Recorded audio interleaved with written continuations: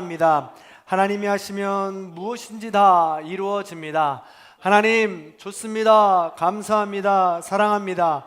하나님이 하시면 무엇인지 다 이루어집니다. 하나님 좋습니다. 감사합니다. 사랑합니다. 하나님이 하시면 무엇인지 다 이루어집니다. 아멘. 하나님께 영광의 박수를 드리겠습니다. 네, 대림절 첫째 주를 시작합니다. 우리 옆에 분과 이렇게 인사하고 시작했으면 좋겠습니다. 사랑하고 환영합니다. 축복하고 환영합니다. 네, 고맙습니다. 건강함으로 이렇게 만날 수 있다는 것도 정말 큰 축복이고 은혜인 줄로 믿습니다. 네, 11월 마지막 주부터 시작해서 이제 한 달 잘 마무리하시고 은혜 가운데 새로운 한 해를 또 꿈꾸시기를 소망합니다. 오늘부터 대림절입니다. 대림절은요, 기다릴 대, 임재할 임. 그래서 예수님의 임재를 기다리는 절기입니다. 대림절의 이 사전적 의미와 이 초를 켜는 의미에 대해서는 제가 작년 대림절 첫 번째 주일에 이 설교를 했습니다. 그래서 가능하시다면 작년 대림절 첫째 주일 도입부를 한번 찾아보시면 더 기억이 나고 은혜가 될 것 같습니다. 그 부분은 넘어가서 우리 계속 말씀을 나누자면, 우리는 지금 대림절 예수님의 오심을 기다리는 절기를 지금 맞이하고 있습니다. 예수님은 그러나 이미 오셨습니다. 초림이라고 하죠. 오셨던 걸 처음. 그래서 우리는 지금 초림을 기다리는 것은 아닙니다. 다만 그 초림의 때를 기억하면서 예수님이 다시 오실 재림을 올바르게 기다리는 것입니다. 그런데 사실 이 기다림이라는 단어가 무색한 시대를 우리는 오늘 살아가고 있습니다. 미래학자 엘빈 토플러가 이런 말을 했습니다.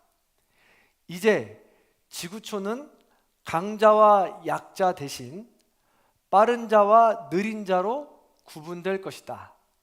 빠른 자는 승리하고 느린 자는 패배한다. 이 속도전의 시대라는 말이죠. 냉장고는 찾아보면 되게 많습니다. 냉장고는 급속 냉각을 해야 합니다. 냉장고인데 냉장고 안에 급속 냉동을 해야 됩니다. 굉장히 마음이 급한 거죠. 인스턴트 음식도 몇 분 안에 완성이 되어야 돼서 요새는 뜨거운 물만 넣으면 바로 먹을 수 있게끔 하는 그런 시대입니다. 선거도 마감과 동시에 발표되는 출구 조사를 보아야 직성이 풀립니다. 엘리베이터를 타자마자 닫힘 버튼을 눌러야 합니다. 그리고 인터넷 웹페이지도 로딩하는 시간을 못 기다려서 앞으로, 뒤로 아니면 X를 계속 눌러버리죠. 자판기 커피도 마찬가지입니다. 자판기 커피를 눌러놓고 손을 넣고 기다리죠. 뜨거운 물이 자기 손에 떨어지는지도 모르고 기다린다고 합니다. 술도 한 잔에 취하는 폭탄주를 마셔야 되고요. 복권도 즉석 복권을 사야 합니다. 사진도 즉석 사진을 찍어야 합니다. 사탕도 깨물어 먹어야 합니다. 아이스크림도 깨물어 먹어야 합니다. 굉장히 급한 거죠. 또 이런 것도 있습니다. 주유소에 가면 영수증을 뽑을 때 기계가 뭐라고 하나요? 나오는 중이니 잡아당기지 마세요. 한 번만 말해도 되는데 멈추지 않고 틈도 주지 않습니다. 나오는 중이니 잡아당기지 마세요. 나오는 중이니 잡아당기지 마세요. 얼마나 급하게 그걸 자꾸 잡아당기면 이런 말을 계속해서 하겠습니까? 굉장히 급한 마음이죠. 심지어는 만남도 마찬가지입니다. 요즘 번개팅이라고 하죠. 급하게 그냥 바로 만나버리는 겁니다. 사람뿐만이 아닙니다. 동물 중에도 이런 친구가 있다고 합니다. 아프리카에 가면요, 누영양이라는 이 속과 동물이 있습니다. 큰 무리를 지어 사는데 어찌나 성미가 급한지 모릅니다. 무리를 지어서 있다가 이 덤불에서 이 바람이 불어서 소리가 나지 않습니까? 그러면 이 누영양이 깜짝 놀라서 사자가 오는 줄 알고 뒤도 돌아보지 않고 도망간다고 합니다. 그러면 그 무리가 한 마리가 도망가니까 다 같이 도망가는 거죠. 그러다 이제 한참 도망치다가 기진맥진해서 멈출 때쯤 되면은 그때 사자가 움직인대요. 그때 잡아먹는다고 하는 거죠. 이처럼 지구는 지금 누구라도 할 것 없이 속도전을 벌이고 있습니다. 그런데 잘 생각해 보면 시간과의 싸움이란 결국 죽음으로 결판나는 패배가 예정된 게임입니다. 따라서 빠른 것도 필요하지만 그만큼 인생은 기다림도 중요하다는 겁니다. 기다림은 속도보다 그 일의 본질과 방향을 생각하게 하는 아주 중요한 단어입니다. 인생은 기다림의 연속입니다. 성숙한 것도 기다림을 통해 이루어집니다. 나무 한 그루가 제대로 자라려면 50년에서 100년은 기다려야 합니다. 한 아이가 건강하게 이 세상에 나오려면 엄마의 뱃속에서 10달을 기다려야 합니다.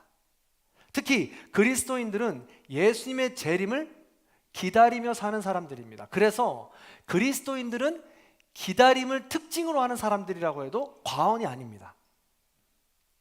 그래서 성경에는 기다림을 표현하는 단어가 참 많습니다. 오래 참으라, 인내하라, 노하기를 더디하라, 충성하라, 성실하라. 광야는 40년 동안 걸었고 금식은 40일 동안 합니다. 오래 기다리는 것을 의미한다는 것이죠. 따라서 속도전의 시대에 어떻게 기다리느냐가 우리 인생을 결정하는 판도가 된다는 것이죠.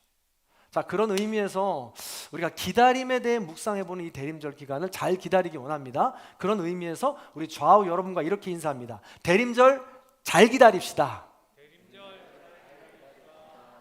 반대로도 인사합니다. 대림절 잘 기다립시다. 그렇습니다. 어떻게 하면 잘 기다릴 수 있는가? 또 무엇을 우리가 바라보며 기다려야 하는가? 오늘 본문을 통해서 그 힌트를 좀 찾아봤으면 좋겠습니다. 우리가 지지난주에 나눴으니까 잠깐 살펴보면 요한복음 12장의 배경을 좀 알았으면 좋겠습니다. 먼저 마리아의 향유옥합 사건이 있었죠. 그렇습니다. 예수님은 죽은 나사로를 살리시고 친구들이 베풀어준 잔치자리에 참여합니다. 모두 놀랍고 신비로운 이 표적에 감사하고 기쁨의 잔치에 참여했습니다. 그 중에 마리아는 예수님이 이제 곧 죽을 것이라는 것을 알고 미리 장례를 준비했다고 했습니다. 그 마음을 10분 이해한 사람이죠. 그걸 깨달아가지고 자기의 가장 귀한 향유옥합을 깨뜨려서 머리로 예수님의 발을 닦으면서 장례를 준비해주고 예수님이 그 깊은 아픔과 슬픔과 공허함과 허탈함과 이 두려움, 이 모든 마음을 이 향유옥합 가진 여인이 만져준 것입니다. 그래서 사랑하는 마음으로 그를 위로해 주었고 그 잔치가 이렇게 활기를 띠게 되었습니다. 그런데 이렇게 나사로가 살아난 표적이 알려지면서 수많은 사람이 모이기 시작합니다. 얼마나 몰려들었는지 대제사장들은 그렇게 사람들이 몰려드는 것을 보면서 위협을 느낍니다. 그리고 급기야 이제 예수를 죽여야겠다라는 결단을 하게 된다는 것이죠. 예수를 죽여야겠다는 속도가 붙게 된 것입니다. 바리새인들은 이 나사로의 집에 몰려드는 사람들을 보면서 야, 나는 일평생 저렇게 말씀을 전하고 율법을 전했는데 나는 이렇게 인기가 없는데 저 사람은 왜 이렇게 인기가 많은 거야? 하면서 실망한 눈빛도 보여주게 됩니다. 바로 이때 예수님은 예루살렘으로 나귀를 타고 입성하십니다. 이때를 무슨 주일이라고 하죠? 기억나십니까? 예수님께서 예루살렘으로 입성하는 때입니다. 나귀를 타고. 이때를 우리가 사순절, 고난주간, 이 부활절 바로 전에 지키는 종려주일이라고 합니다. 자, 대림절에, 오늘 대림절이잖아요. 대림절에 이 사순절에 나누는 종려주일을 나누려니까 조금 어색한 것 같기도 합니다. 그런데 굉장히 이 본문이 맡게 된 것이 저에게는 의미가 크다고 생각합니다. 왜냐하면요, 제자들과 이스라엘 백성들도 이미 구원자이자 메시아를 기다리던 사람들이기 때문에 그렇습니다. 그래서 종려주일은 그 구원자를 맞이하는 날이기 때문에 그렇죠. 우리는 지금 대림절을 맞이하면서 다시 오실 예수님을 기다리고 있는 것입니다. 예수님이 다시 오실 때 나귀를 타고 약한 모습으로 그 오셨던 예수님의 마음의 본질을 우리가 알아야 된다는 것이죠. 그런데 제자들과 이스라엘 백성들은 종려주일 그렇게 예루살렘으로 입성하신 예수님을 보고 어떤 마음을 가졌습니까? 그들이 기다리는 예수님은 어떤 예수님이었습니까? 그들이 기다리던 구원자는 나귀가 아니라 그냥 일하는 데 쓰는 나귀가 아니라 전쟁에 사용하는 말을 타고 입성해야 되는 분이었습니다. 다윗처럼 왕으로 오시는 분이어야 됐습니다. 마카비 용사처럼 뛰어난 용맹 군사로 오는 사람이어야 됐습니다. 그래서 그들을 정치적으로 경제적으로 구원해 주기를 기다리는 것이었죠. 예수가 바로 그런 사람이기를 기다렸다는 것입니다. 그래서 그들은 흥분을 감추지 못합니다. 종려나무 가지를 꺾어서 외치죠. 자신들의 겉옷을 벗어서 이 나귀 앞에 펼쳐놓습니다. 겉옷이 무엇입니까? 자신의 인격을 상징합니다. 그래서 나의 모든 것을 나귀 타고 오신 예수 앞에 내려놓으면서 예수님께 그 모든 걸 바치겠다라는 의미입니다. 그러면서 외치죠. 호산나 다윗의 왕이시여 어서 오시옵소서. 당시에 로마의 지배를 받던 나라였기 때문에 이 말은 어떻게 보면 이 역모에 가까운 것입니다. 왕이 오라니. 이미 왕은 로마 황제 한 분인데 말이죠. 그만큼 지금 흥분해가지고 지금 급하게 예수님의 오심을 감사하며 외치고 기다리고 있었다는 것이죠. 그러나 여러분들 다 아시지만 그 제자들의 바램, 유대인들의 바램은 헛된 것이었습니다. 동상이몽이었죠. 속도가 빠를 뿐더러 전혀 방향이 달랐다는 것입니다. 그들이 기다리던 예수님의 오시는 모습 완전히 달랐다는 것이죠. 그렇다면 이들이 지금 해야 할 것은 무엇일까요? 잘 기다려야 될 거 아니겠습니까? 올바르게 기다려야 될 거 아니겠습니까? 예수님은 그 말씀을 오늘 하고 계시는 거예요. 당시에는요, 새로운 세상을 꿈꾸는 사람은 지금 이 종려나무 가지 흔들고 이런 사람들이 유대인들과 제자들만이 그랬던 것은 아닙니다. 예수님을 더 깊이 알고자 만나는 사람들이 많았다는 거예요. 그 힌트가 어디 있냐면 12장 20절에 보면 예수님을 찾아온 사람들이 있어요. 누구냐면 그게 헬라인 몇 명이 있다라고 기록하고 있습니다. 헬라인은 이 시대를 말로 하면 이방인이에요. 예수를 전혀 모르는 사람이죠. 복음에 관심이 없던 사람입니다. 그런데 예수님께서 요한복음 전체를 살펴보면 수많은 표적들을 행합니다. 급기야 죽은 나사로를 살립니다. 도대체 어떤 사람이야? 도대체 그가 말하는 세상이 뭐야? 궁금한 거죠. 그래서 지금 예수님이 찾아온 겁니다. 그래서 빌립과 안드레를 통해서 만나게 해달라는 거예요. 그 예수님을 만나고 싶다라는 것이죠. 그래서 빌립과 안드레는 이방인이 찾아왔습니다. 헬라인이 찾아왔어요. 예수님 만나 주시옵소서라고 이야기합니다. 그래서 만나는 거죠. 그러면서 그들을 만나서 다짜고자 하시는 말씀이 이 말씀이에요. 자, 23절 말씀을 같이 한번 읽어봅니다. 23절 읽습니다. 시작. 예수께서 대답하여 이르시되 인자가 영광을 얻을 때가 왔도다. 아멘. 인자가 영광을 얻을 때가 왔다. 그 영광을 얻을 때가 어느 때인가요? 예수님이 말씀하시는 지금 인자가 영광을 얻을 때가 왔다라는 것은 어느 때일까요? 자, 오늘 좀 따뜻하시 졸리시죠? 자, 우리 옆에 분에게 물어보겠습니다. 인자가 올 때가 언제야? 물어보십니다. 네. 네. 그럴 수 있습니다. 네. 인자가 올 때가 어느 때냐면 누가 아까 말씀하셨는데 십자가에 달려 죽을 때입니다. 그러나 한껏 고조되어 있던 제자들과 유대인들, 이 이방인들은 이 말씀을 듣고 무슨 생각을 했을까요? 와우! 모르긴 몰라도 큰 표적이 이제 오겠구나. 죽은 자도 살렸던 예수님인데 이제 정말 쿠데타를 일으켜가지고 이 로마 정권을 뒤집어 엎겠구나. 이제서야 해가 뜰 날이 오겠구나 라고 생각했을지도 모릅니다. 그런데 이런 와중에 이런 생각을 하고 있는데 예수님은 이어서 세 가지를 더 말씀하십니다. 방향을 제시하시는데요. 어떤 것게 방향을 제시하시느냐? 24, 25, 26절을 우리 한번 말씀으로 같이 읽어보겠습니다. 읽습니다. 시작. 많은 열매를 맺느니라. 영생하도록 보존하리라. 내 아버지께서 그를 귀히 여기시리라. 아멘. 그렇습니다. 예수님은 지금 기다림의 결과에 대해서 말씀하고 계세요. 축복의 말씀이자 약속의 말씀이자 소망의 말씀이죠. 그들이 지금 당장 원하는 정치적으로나 경제적으로나 이 식민지 치하에 있었던 이 핍박받는 모든 문제가 해결될 만큼, 비교가 안 될 만큼 이 중요하고 본질적인 것인데 사실은 그들에게는 귀에 들어오지 않는 거예요. 무슨 말인지 모르는 거죠. 근데 우리 다시 한 번 더 생각하자면 이 본질적이고 굉장히 중요한 것입니다. 많은 열매를 맺는다. 영생을 얻게 된다. 그리고 하나님께서 우리들을 존귀하게 여기신다. 이게 어마어마한 결과라는 것이죠. 그러나 그들은 이해하지 못했습니다.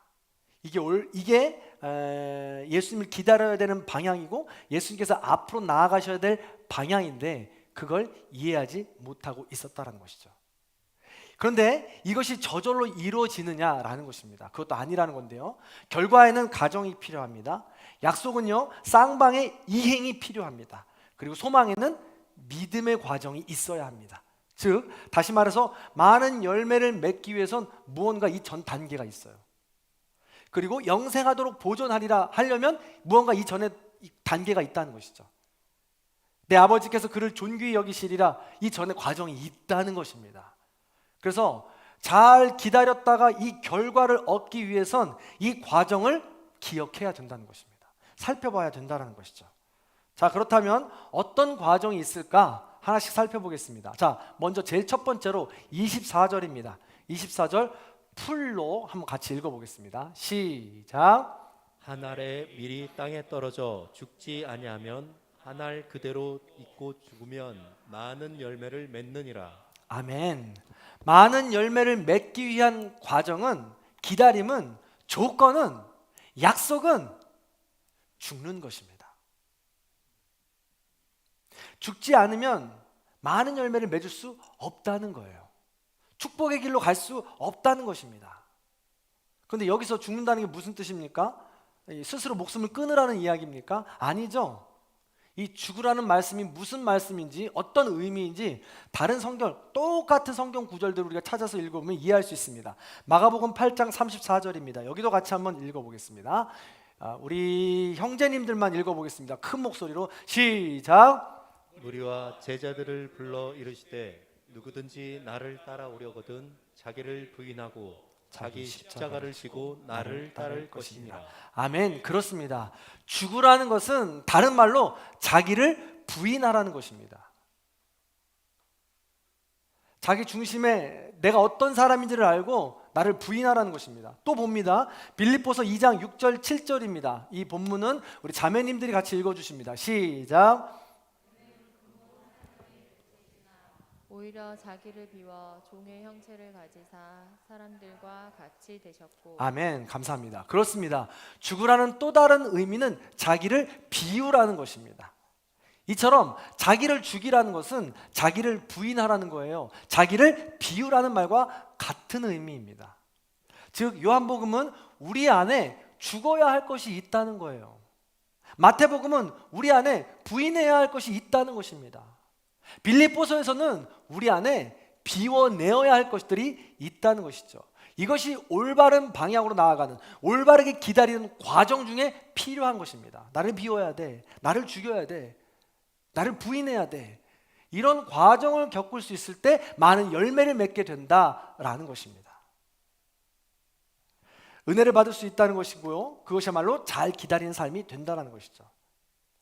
자, 또 있습니다. 두 번째 과정도 비슷합니다. 자, 25절 말씀도 이번엔 같이 한번 읽어보겠습니다. 25절 읽습니다. 시작. 자기의 생명을 사랑하는 자는 잃어버릴 것이요 이 세상에서 자기의 생명을 미워하는 자는 영생하도록 보존하리라. 아멘. 여기서 목숨을 미워한다는 것은 생명을 무시한다는 말이 아닙니다. 여기서 목숨을 미워한다는 것은 이 육에 속한 것을, 우리 안에 있는 것을 미워한다는 것을 말합니다. 우리 안에는요, 우리 속에는요, 육에 대한 생각, 마음이 있다라는 것이죠. 어떤 것인지 다 아시잖아요. 시기와 질투와 미움과 비교와 이런 모든 감정들, 부정적인 감정들이 우리 안에 마음으로 있는 겁니다. 그 육에 속한 마음, 그것을 미워해야 한다는 것입니다. 그러면 하나님의 놀라운 복을 누릴 수 있을 뿐더러 올바른 기다림이 된다라는 것이죠. 이런 과정이 필요하다라는 것입니다. 여기서 보시면요, 자기의 생명을 사랑하는 자는 잃어버릴 것이요 이 세상에 자기의 생명을 미워하는 자는 영생하도록 보존하리라 라고 표현되어 있죠. 여기서 생명과 영생은 다른 단어입니다. 생명은 우리가 육체적으로 살아갈 수 있는 이 육신을 말합니다. 지금 호흡하고 있는 걸 말해요. 제가 언젠가 한번 설명해 드린 적이 있는 것 같습니다.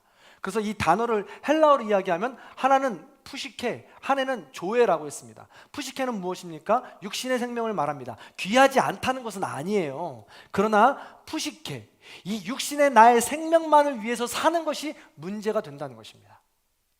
나의 생명만을 위해서 좋은 것을 먹고 나만이 좋은 것을 누리고 타인의 피해는 아랑곳하지 않고 아나무인으로 사는 것이 나만의 푸시케를 원하는 삶이 된다라는 것이죠. 그러나 이 푸시케는요, 육신의 생명은요, 시간이 되면 하나님의 섭리에 따라 코끝에 숨이 끝나버려요. 언젠간 하나님의 부르심에 들림을 받는 겁니다. 그럼 남는 게 뭐예요? 푸시케와 함께했던 것이 남고 나머지 조회, 영생만 남는 것입니다. 근데 이 조회가, 이 영생이 하늘에서 뚝 떨어지는 것이라고 했습니까? 아니요. 푸시케를 얼마나 잘 준비했느냐에 따라서 이 결과가 주어진다라고 했습니다. 영생을 위해서 하는 것이죠. 즉, 이 땅에서의 목숨이 보존되는 동안 하나님 나라의 조회, 영생을 위해 하나님의 뜻을 구하는 삶, 그 삶을 살아야 된다는 것입니다. 자, 이 두 절의 말씀을 보고 정리해 보자면 올바른 방향을 잡고 올바른 과정을 지나는 것은 뭡니까? 자기 부인이에요. 자기 비움입니다. 자기를 낮추는 것이고 나는 죽고 예수로 살아내는 삶입니다. 그래서 또 다른 말로 표현하자면 이걸 자기 중심적인 판단의 삶, 그래서 저희가 자중판이라고 계속해서 말씀을 나누었죠. 그래서 이 자중판의 삶의 과정에서 벗어나는 이런 과정을 겪어 나가야 된다는 것입니다. 자중판에서 나와야 된다는 거예요. 어디로 나가야 될까요? 어디로 나가야 될까요? 방향까지 정확하게 예수님은 지금 제시하고 있죠. 26절입니다. 자, 26절도 같이 한번 읽어봅니다.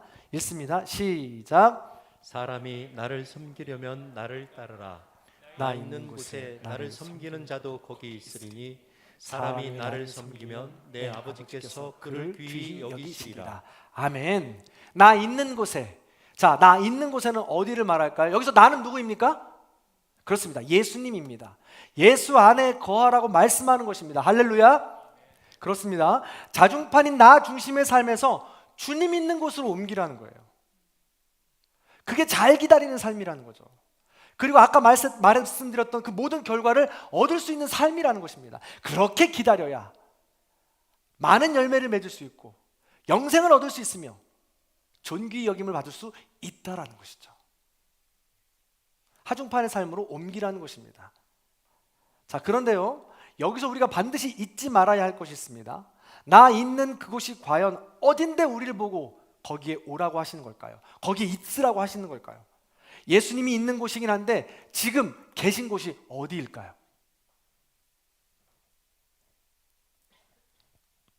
지금 예수님이 계신 곳이 어디입니까? 많은 분이 나 있는 곳을 실제로 미래 시제로 해석하는 경우가 있어요. 그래서 나 있는 곳이라고 하면 지금 예수님이 하늘에 계시니까 하늘, 천국이라고 생각하는 경우가 있습니다. 그러므로 우리가 천국만을 바라보며 그 천국만을 기억하며 살아야 된다. 아니, 맞는 말씀입니다. 그런데 그 천국만을 바라보고 살아가면 현실을 잊어버린다는 것이죠. 현실을 도피한다는 거예요. 오늘 방금 말씀드렸던 마지막 세 가지 부분만 강조하는 꼴이 되어버린다는 것입니다. 그러나 나 있는 곳이 어디냐? 나 있는 곳은 지금 정확하게 예수님은 현재 시제로 쓰고 있습니다. 그러면 지금 예수님, 지금 당시 계신 곳이 어디일까요? 나 있는 곳은 지금 어디를 말하는 걸까요? 한 번 더 옆에 분에게 물어볼까요? 자, 저 지금 보고 계신 거죠? 네. 지금 나 있는 곳은 바로 십자가 앞입니다. 죽음 앞이에요. 이제 곧 죽어야 하는 십자가 앞이라는 것이죠. 다시 말해, 나 있는 곳에 있어야 된다는 말은 우리가 매일 주님의 십자가 앞에 있어야 된다는 거예요. 예수님이 십자가에 왜 달려 죽으셨습니까? 우리의 죄 때문에 달려 죽으신 거예요. 근데 우리가 완벽합니까? 완전합니까? 온전합니까? 여전히 우리에게는 아직도 죄가 덕지덕지 있다는 겁니다. 붙어 있다는 거예요. 그래서 우리가 있어야 될 곳은 십자가 앞이에요. 죽음 앞이라는 겁니다. 여전히 나를 부인해야 하고 나를 죽여야 하고 나를 비워야 되는 그 자리에 있어야 된다는 것입니다. 예수님과 함께 있는 곳이라 하여 만사 형통하지 않다는 거예요. 물질이 눈 깜빡할 사이에 채워지는 거 아니라는 겁니다. 갑자기 건강이 회복되는 거 아니에요. 관계가 저절로 회복되느냐? 아니라는 겁니다. 여전히 죽음 앞이요 십자가 앞입니다. 그래서 지금 여전히 힘들고 어려운 상황 앞에서 우리는 부단히 죽어야 하는 것이죠. 부단히 자기를 부인해야 하는 것입니다. 부단히 자기 생명을, 내 안에 있는 그런 나쁜 것들을 죽여내야 된다는 것이죠. 그것이 바로 자중판의 삶에서 하중판의 삶으로 옮겨가는 것이고 노력이 필요하다는 것입니다. 여러분, 우리가 신앙생활을 할 때 너무 편하게 하려는 분들이 많이 있습니다. 그냥 내가 정해놓은 기준에 따라 이만큼만 하면, 내가 하고 싶은 만큼만 하면 그냥 평생 그대로 살아가는 거예요. 하나님께서는 힘든 시간을, 죽음 앞에 나오는 시간을 반드시 요하십니다. 이런 거 있죠. 제가 이래봬도 요즘 운동하는 사람입니다. 새벽 기도 끝나고 아침에 스터디를 하고 이 시간이 되면 이제 읍사무소에 새로 생긴 아주 깔끔한 헬스장에서 이제 운동을 합니다. 열심히 운동을 하잖아요. 잘 안 보이시죠? 솔직히 잘 안 되더라고요. 근데 어쨌든 이 운동하고 근육하는데 원리가 무엇입니까? 반면 한다고 생각해 보세요. 계속하면 이건 근육을, 이 안에 있는 근육을 부서뜨리는 거예요. 힘들고 어려운 시간을 계속 보내면서 내가 할 수 없는 끝까지 한계에 넘어가면서 이 근육을 부서뜨리는 겁니다. 그럼 이 안에 있던 근육들이 부서지면서 새로 다시 모여요. 그 단백질을 그래서 먹어야 된다는 거예요. 새로 다시 모일 때 더 크게 모이라고 말이죠. 그래서 이 원리와 똑같습니다. 우리가 더 건강하게, 단단하게 내 몸을 키우려면 그렇게 그 한계를 벗어나야 된다는 것입니다. 제가 평소에 벤치프레스를 한 30개 한다고 생각해 보십시오. 30개를 매일 하잖아요. 그래서 내가 이제 힘들지 않게 할 수 있을 정도가 됐습니다. 그러면 30개만 하면 그 다음부터는 35개를 해야 돼요. 40개를 해야 됩니다. 그래야 더 큰 근육을 얻을 수 있어요. 신앙생활도 마찬가지입니다. 여러분 신앙생활 하는데 기도하고 말씀 보고 찬양하고 이 정도면 됐지라고 생각하는 거기서 하나님께서는 또 다른 길로 안내하세요. 인도하십니다. 더러는 십자가의 길로 인도하신다는 거예요. 그럼 그 시간이 바로 나의 근육, 영적인 근육을 키우는 시간이다 라고 생각하시며 나아가는 겁니다. 그래서 질문합니다. 여러분 대림절 기간뿐만이 아니라 대림절, 우리는 예수 그리스도께서 오시는 것을 기다리기 때문에 사실 따지자면 일평생이 대림절인 거예요. 그랬을 때 예수님의 오심을 어떻게 기다리고 계십니까? 예수님 내 마음에 오소서, 예수님 계신 곳에 나도 있겠습니다. 잘 고백하고 계십니까? 이처럼 대림절 기간은 올바른 방향과 건강한 과정, 즉 자중판에서 하중판의 삶으로 옮겨가는 것입니다. 그러니 가장 중요한 이 내 마음을 들여다봐야 되는 거예요. 우리가 성경 신앙생활을 할 때 내 마음의 부대낌을 먼저 살펴봐야 된다는 것이죠. 그래서 성경을 보는 거나 내가 봉사하는 거나 이게 중요한 게 아니고 그 일을 통해서 내 마음에 어떤 반응이 일어나는가를 계속 살펴야 된다는 겁니다. 내 안에 시기와 질투와 불평과 원망과 이런 것들이 왜 일어나는지 살펴보아야 되고 말씀하면서 빗대어서 그것을 계속 죽여나가는 훈련을 해야 된다는 것입니다. 이게 안 되는데 매일같이 성경 봅니다, 예배 드립니다, 새벽 기도 드립니다, 아니라는 거예요. 그 과정들은, 그 형식들은 내 안에 있는 것들을 죽이고 부수고 낮추는 데 필요한 과정이라는 겁니다. 그래서 내 안에 죽어야 될 것, 내 안에 미워야 될 것, 그것이 무엇인지 살펴보아야 된다는 것이죠. 성도 여러분, 무엇입니까? 내 안에 죽여야 될 것이 자아입니까? 교만입니까? 고집입니까? 고정관념입니까? 상처가 있으십니까? 미움입니까? 염려와 탐욕입니까? 불신입니까? 불의입니까? 비교의식입니까? 우상숭배입니까? 허무함입니까? 두려움입니까? 내 중심대로 돌아야 되겠다는 이 자기중심적인 판단입니까? 무엇입니까?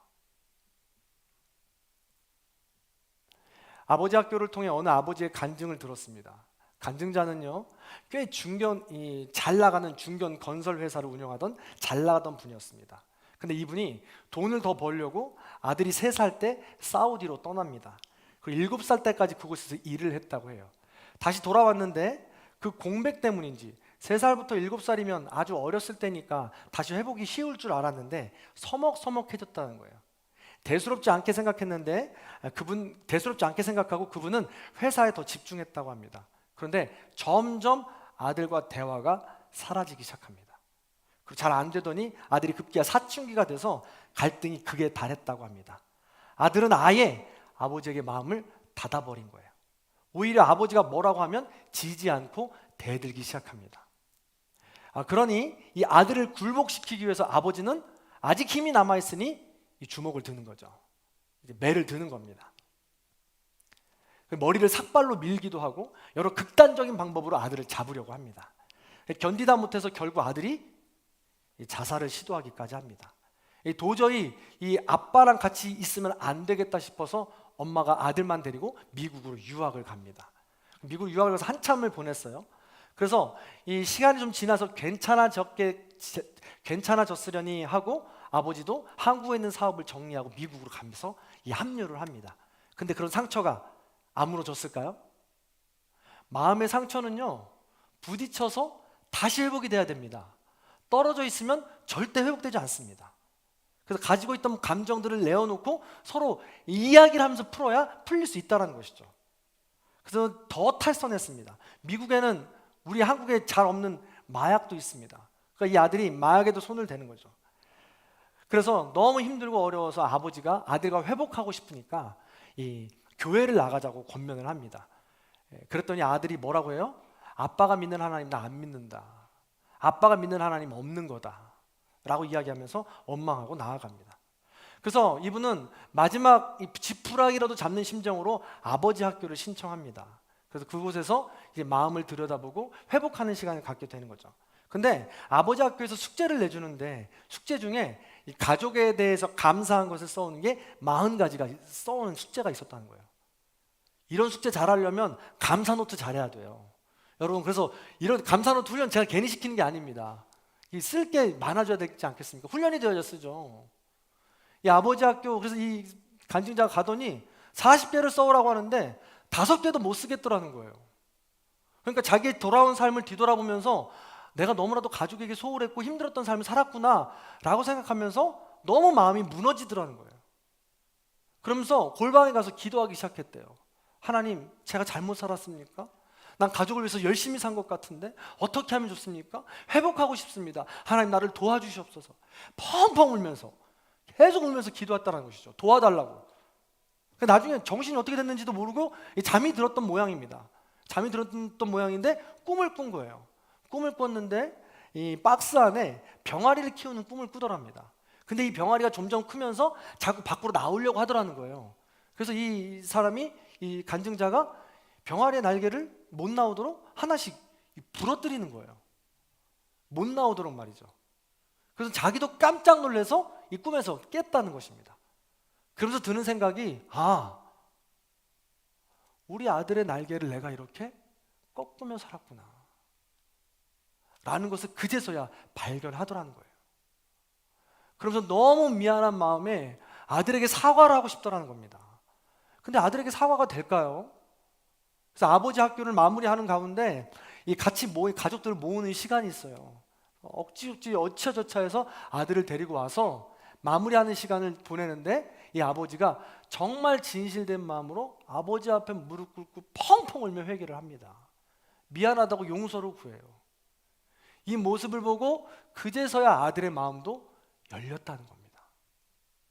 무엇입니까? 사람은요, 자기 중심적으로 살아갈 수밖에 없습니다. 자기가 다 옳다고 생각해죠. 그래서 자기가 옳은 것대로 내 아내를 조정하려고 합니다. 내 자녀들을 만들려고 합니다. 근데 그게 안 되더라고요.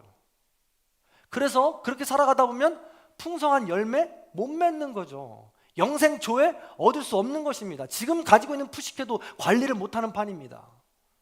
존귀하게 여기는 자존감 회복이 됩니까? 안 되는 거죠. 따라서 우리가 잘 기다리는 삶은 나를 죽이는 삶, 나를 비우는 삶, 나를 낮추는 삶, 이 삶이 동반되어서 같이 이루어져야 된다는 것입니다. 사랑하는 성도 여러분, 말씀을 정리해 봅니다. 대림절 기간은 예수님의 오심을 기다리는 절기입니다.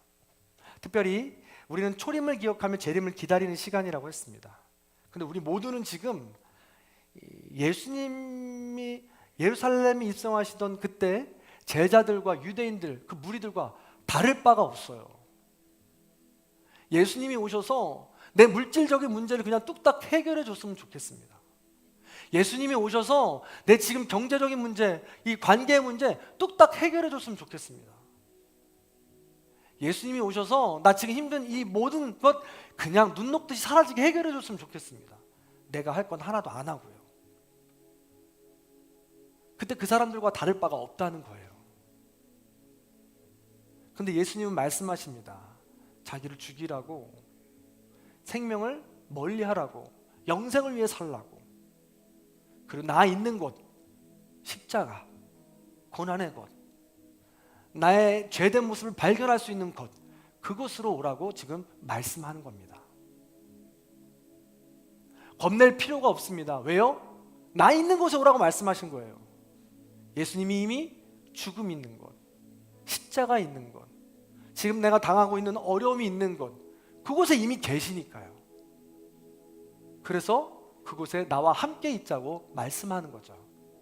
이 말씀을 우리 마음판에 새긴다면 대림절 기간, 어둡고 깊은 터널의 그 시간도 우린 이겨나갈 수 있는 것이죠.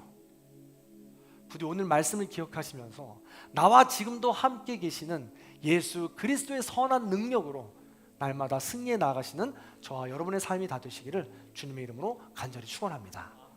그 마음을 담아서 우리 선한 능력으로 우리 함께 찬양하겠습니다.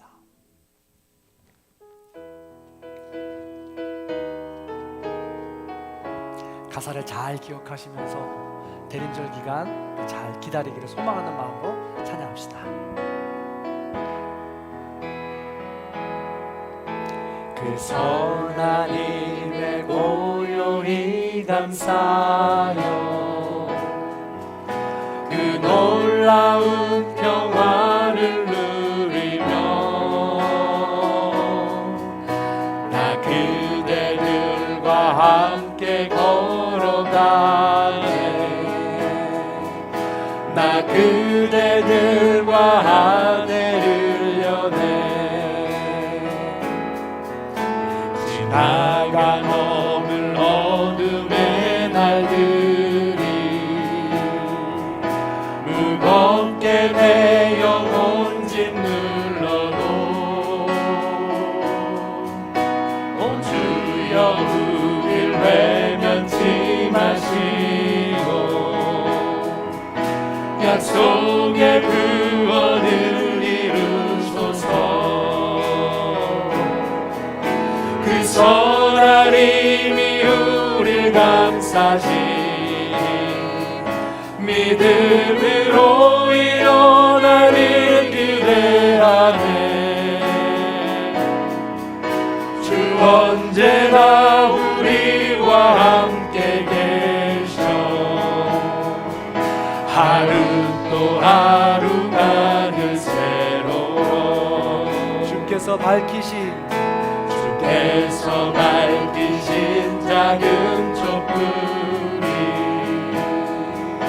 어둠을 헤치고 타오르네.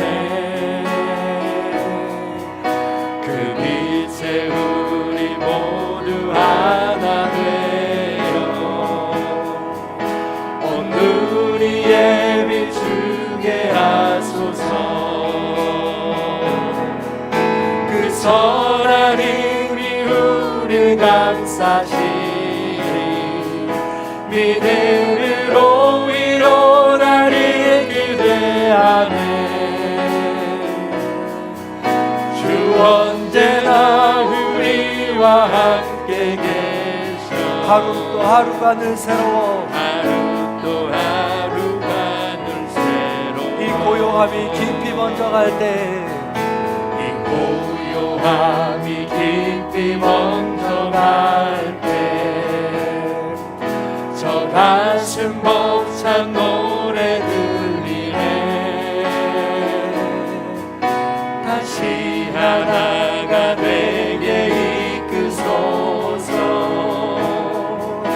당신의 빛이 빛나느니만 그 선한 힘이 우리를 감싸시니 믿음으로 일어날 일 기대하네. 주 언제나 우리와 함께 계셔 하루 또 하루가 늘 새로워. 아멘. 우리 마지막으로 한 번만 더 찬양할 텐데요, 1절 가사를 우리가 생각하면서 찬양하겠습니다. 특별히 우리는 지금 대림절, 일평생을 대림절로 살아갑니다. 예수 그리스도의 다시 오심을 기다리는 시간이죠. 그 시간이 녹록지 않습니다. 어두운 터널을 지납니다. 추운 겨울을 지납니다. 근데 감사한 것은 예수님께서 나 있는 곳에 함께 하신다고 하면서 함께 해주신다고 약속해 주셨어요. 그리고 예수님이 너 혼자가 아니라고 하면서 우리의 아내를 보내주셨습니다. 남편을 보내주셨고요, 우리의 자녀를 보내주셨습니다. 나 그대들과 함께 하겠습니다. 이 대림절 기간을 내가 함께 잘 죽으면서, 비우면서, 부인하면서 그렇게 기다려 보겠습니다. 나와 함께 합시다. 그런 마음을 가지고 부부끼리 앉았다면 부끄러워하지 마시고, 공식적인 시간이니까 제발 손 한번 잡아주십시오. 그리고 부모와 자녀가 앉았다면 자녀의 손을 잡아주시고, 가능하다면 머리에 손을 얹어도 좋습니다. 그런 마음을 가지고 우리 함께 다시 한 번 더 마음을 담아서 우리가 고백하는 시간 갖겠습니다. 1절만 찬양합니다. 아들 손을 좀 잡아주세요.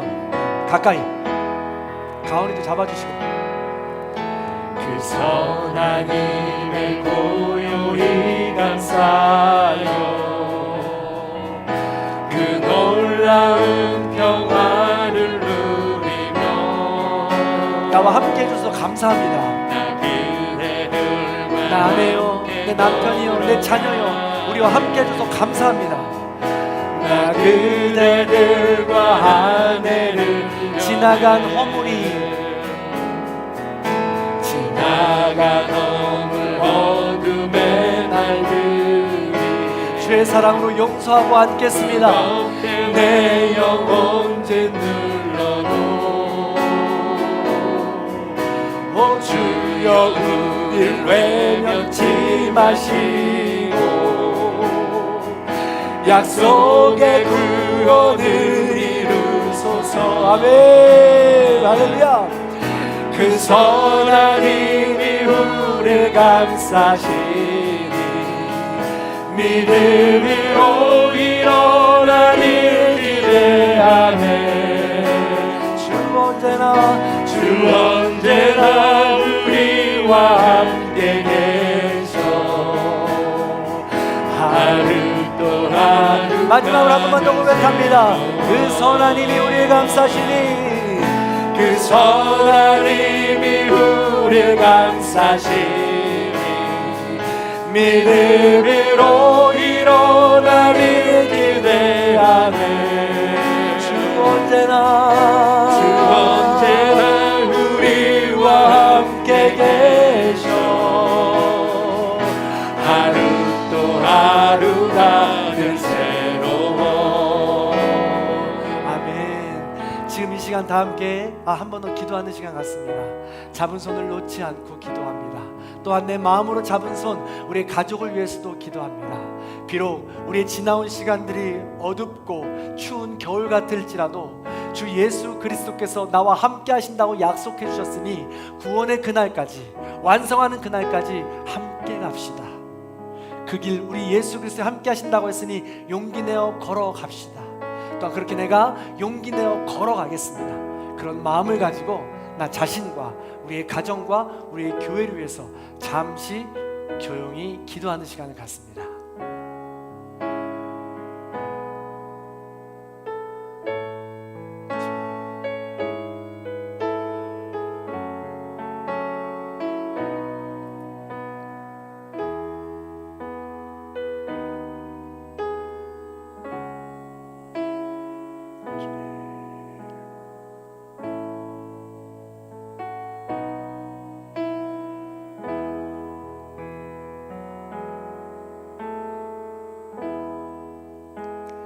사랑이 많으신 하나님, 이토록 추운 겨울에 또 이토록 어두운 밤에 그 인생의 길에 우리를 홀로 버려두지 아니하시고 나 있는 곳에 함께 있다고 말씀하시며 불러주시니 감사를 드립니다.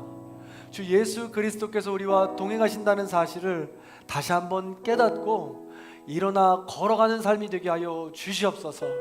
더불어 우리의 가족도 그렇게 함께 불러주시니 감사를 드립니다. 가장의 무게가 있습니다. 가족을 생각하며 삶의 현장에서 애쓰고 수고하는 우리 아버지들, 아버지 하나님께서 붙잡아 주셔서 지치지 않게 해주시고 새 힘을 갖고 일어나며 자녀들을 위하여, 가정을 위하여 자기를 부인하고 죽이는 그 삶을 주님 응원하여 주시옵소서. 동행하고 함께하여 주시옵소서. 그래 다시 한 번 더 일어나 가족을 돌보고 살피며 주의 사랑을 전할 수 있는 믿음의 가장들이 될 수 있도록 인도하여 주시옵소서. 사랑을 전하는 아내들도 붙잡아 주시옵소서. 남편을 존경하고 자녀들을 보호하며 양육하는 그 손길들 기억하여 주셔서 말하지 못할 아픔과 슬픔들 위로하여 주시고 주님께서 날마다 동행하고 계시다는 사실을 잊지 않게 하여 주시옵소서. 어두운 터널을 지나며 자기 자신을 부인하고 또한 예수 그리스도만 바라볼 수 있는 아내들이 다 될 수 있도록 인도하여 주시옵소서. 우리의 자녀들도 붙잡아 주시옵소서. 부모라 하여 자녀들을 다 이해할 수 있는 것이 아닐진데, 우리의 소유가 아닐진데 나의 소유처럼 내가 다 이해하고 있는 것처럼 살았습니다. 주님, 우리를 용서하여 주시고 자녀도 하나님의 자녀임을 깨닫게 해주시고 하나님의 자녀로서 바라볼 수 있는 귀한 삶이 될 수 있도록 인도하여 주시옵소서. 하나님, 대림절 기간을 보내며 그렇게 나 자신을 바라보기 원합니다. 우리 안에 못된 마음들, 우리 안에 부서지고 망가져야 될 것들, 또한 버려야 될 것들 바라보게 하시고 예수 그리스도의 사랑으로 그 모든 것들을 물리치며 깨끗하게 정화할 수 있는 대림절 기간이 될 수 있도록 인도하여 주시옵소서. 주님, 내 힘으로 되지 않습니다. 우리 각자 혼자의 능력으로 되지 않습니다. 주님의 능력으로, 주님의 사랑으로, 주님의 임재하심으로 그 모든 것들을 감당하게 하여 주시옵소서. 지금은 우리 주 예수 그리스도의 은혜와 하나님 아버지의 극진하신 사랑과 성령님의 감화감동 교통하심의 역사가 어두운 그늘 가운데, 추운 겨울 가운데 우리 가운데 임재하여 주시고 다시 오시마 약속하여 주시며 우리에게 구원의 약속을 선물로 주신 그분을 따라 다시 한 번 더 걸어가기로 결단하는 우리 모든 성도님들 머리 위에, 원근각체 터져 있는 자녀들과 부모님들 위에, 환우들과 그의 가정들 위에, 이 나라 이 민족 위에 이제로부터 영원토록 함께 하시기를 간절히 축원하옵나이다. 아멘.